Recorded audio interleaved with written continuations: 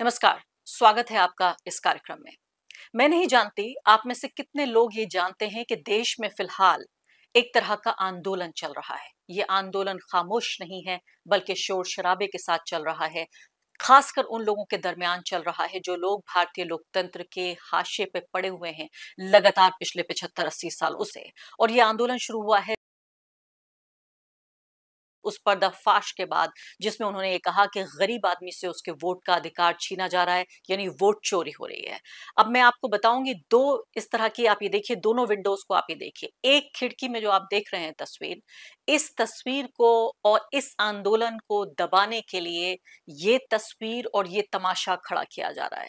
एक तरफ आप देख रहे हैं कि वोट चोरी का मुद्दा जोर शोर से एक देशव्यापी शक्ल ले रहा है, एक राष्ट्रव्यापी आंदोलन बन रहा है, और दूसरी तरफ आप ये देख रहे हैं कि जो दरबारी सरकारी घटिया जो मीडिया है, जो सरकार के हाथ की कठपुतली है, वो कह रहा है वोट चोरी के बाद अब सॉरी।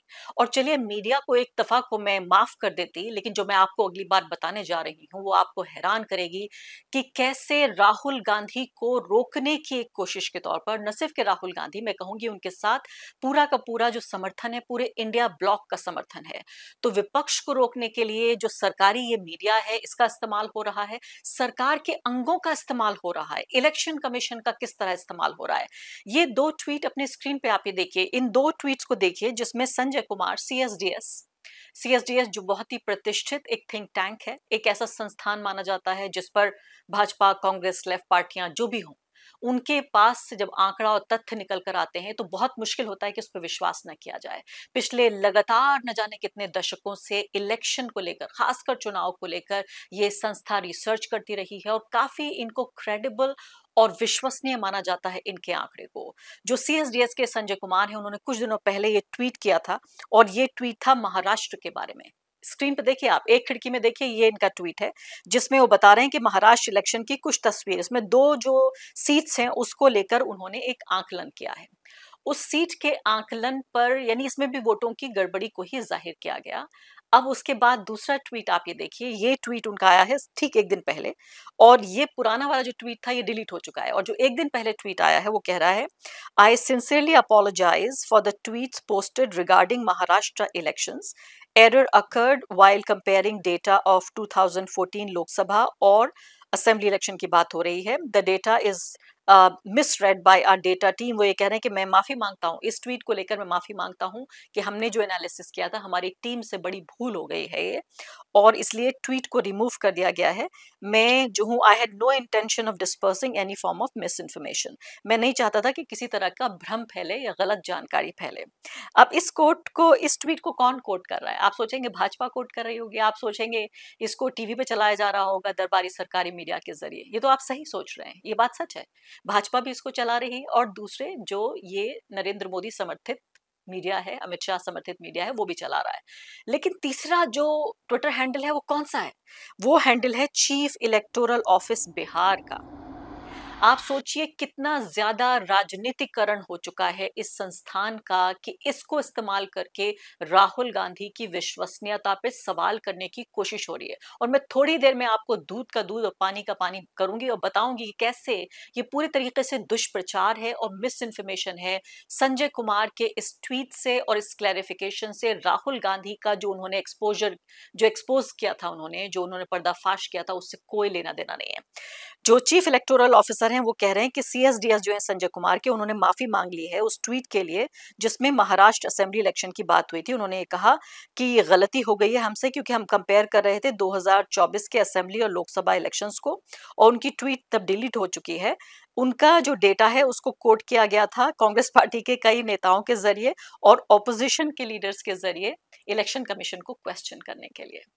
बहुत ही हास्यास्पद है ये कि इलेक्शन कमीशन में, जहां सैकड़ों हजारों की तादाद में अधिकारी काम करते हैं, जिनके ऊपर जिम्मेदारी ये है कि 140 करोड़ लोगों के वोट की वो रक्षा करें, उसे ठीक तरीके से जहां वो लोग वोट डालना चाहते हैं वहीं पर वोट वोट डले।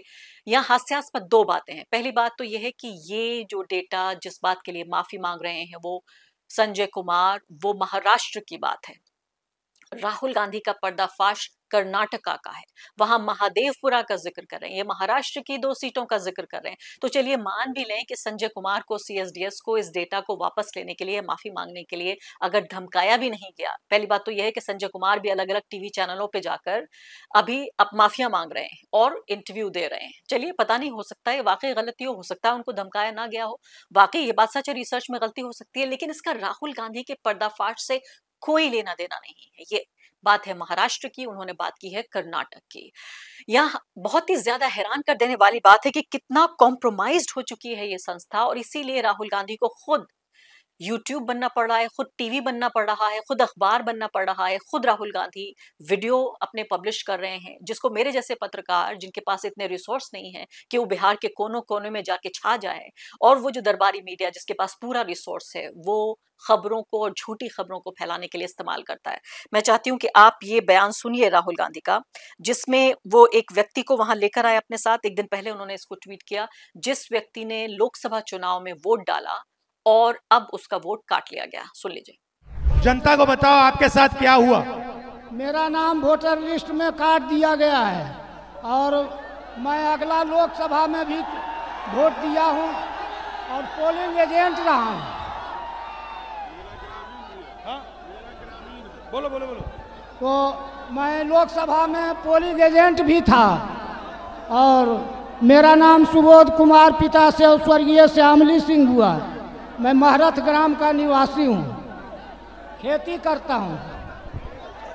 ऐसे बिहार में लाखों लोग हैं जिन्होंने वोट दिया, वोटर लिस्ट में नाम था और उनका नाम वोटर लिस्ट से काट दिया गया।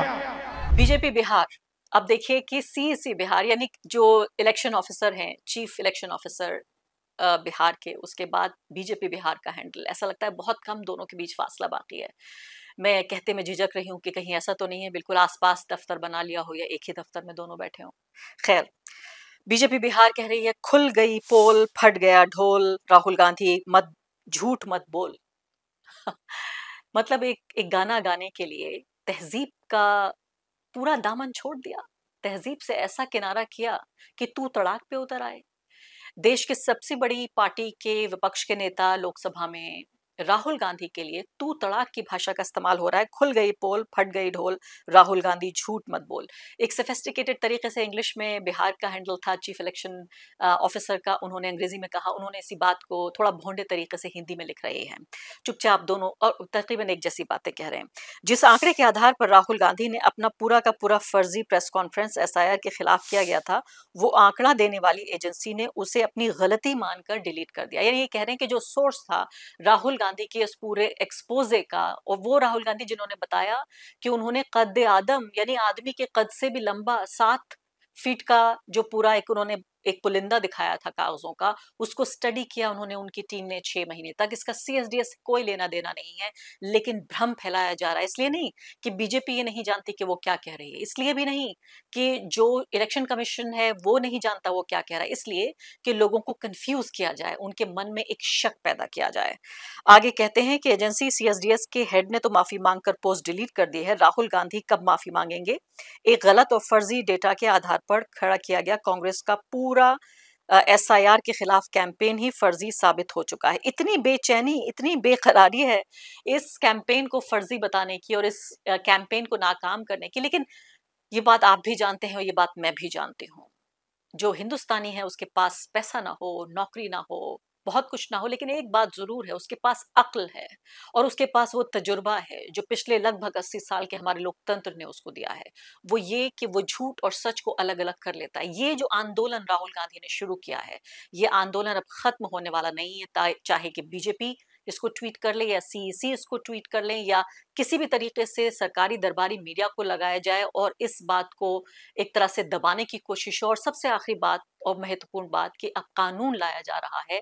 अगर विपक्ष को दबाने की सारी कोशिशें कामयाब नहीं भी हुई तो अब ये कानून लाया जा रहा है कि अगर 30 दिन से ज्यादा अगर कोई मंत्री या मुख्यमंत्री, वो व्यक्ति जिसके ऊपर ऐसा अपराध का आरोप हो कि उससे 5 साल की सजा हो सकती हो, अगर आरोप भी है सिर्फ, और 30 दिन से ज्यादा अगर वो जेल में रहता है तो वो अपने पद पर नहीं बना रह सकता, 31वें दिन कानूनी रूप से अपने पद से हट जाएगा।